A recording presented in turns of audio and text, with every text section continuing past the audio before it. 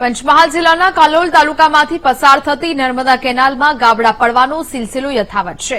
કાલોલ તાલુકાના શક્તિપુરા પાસેની મુખ્ય કેનાલોમાં મોટા ગાબડા પડ્યા છે। મુખ્ય નહેર ઉપર પડેલા ગાબડા વધતા સ્થાનિકોએ ચિંતા વ્યક્ત કરી છે। આગામી દિવસોમાં ગાબડાની મરામત નહીં કરવામાં આવે તો કેનાલનું પાણી ખેતરોમાં ઘૂસી જવાની શક્યતા છે।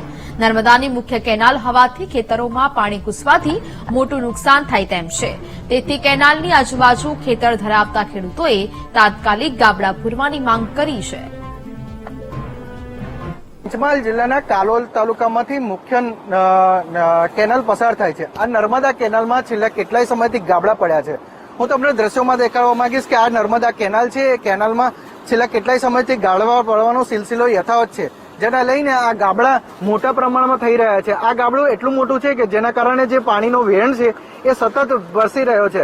આ છે મુખ્ય દરવાજો છે, એ દરવાજાના કારણે જે દરવાજો ખોલે છે એ દરવાજાના કારણે વહેણ વધે છે, જેના કારણે અહીંયા આ ગાબડું મોટું પડ્યા કરે છે। પરંતુ ત્યાં નર્મદા વિભાગ દ્વારા કોઈ પણ પ્રકારની કાળજી લેવામાં આવતી નથી।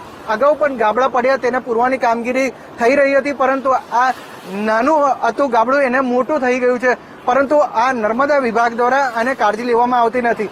જો આ કાળજી ન લેવામાં આવે તો આ જે રોડ છે એ રોડને બેસી જવાની સંભાવના અને ક્યાંક ને ક્યાંક જે વાહન ચાલકો છે એને મુશ્કેલ પડવાની સંભાવના દેખાઈ રહી છે। વિવેક સુથાર, વીટીવી ન્યૂઝ, પંચમહાલ।